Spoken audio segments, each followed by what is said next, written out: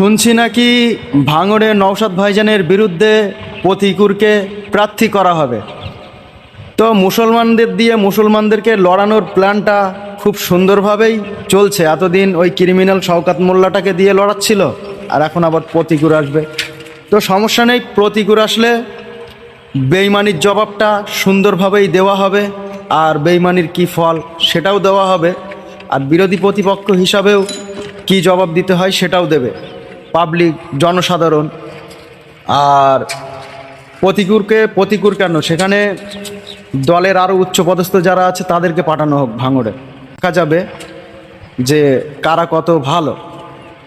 আর দ্বিতীয় বিষয় হচ্ছে যে আমাদের দলে যদি কেউ অন্য দল থেকে আসে আইএসএফে, তাহলে তাদেরকে আগে 10 বছর পার্টিতে ঘুরতে হবে, ঘোরার পর তাকে যে কোনো পদে দেওয়া হবে।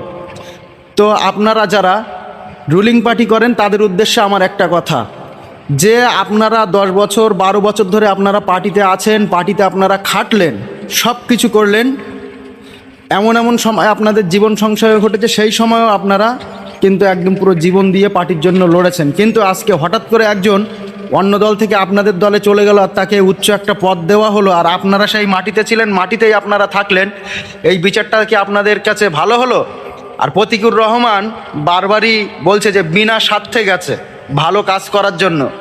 আরে ভাই, এবিপি আনন্দ নিউজ রুমে বসে প্রতিকুর রহমান যখন বিমান বসু থেকে শুরু করে সুজন চক্রবর্তী, অমিয় পাত্রের স্বার্থের কথা প্রতিকুর রহমান নিজে তাদের স্বার্থের কথা বলে, সেই প্রতিকুর রহমান কিভাবে তার নিজের স্বার্থ ছাড়া বিনা স্বার্থে কিভাবে অন্য দলে সে গিয়ে ভালো উন্নয়ন করবে, ভালো কাজ করবে?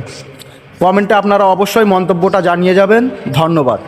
সকলে ভালো থাকবেন এবং সুস্থ থাকবেন।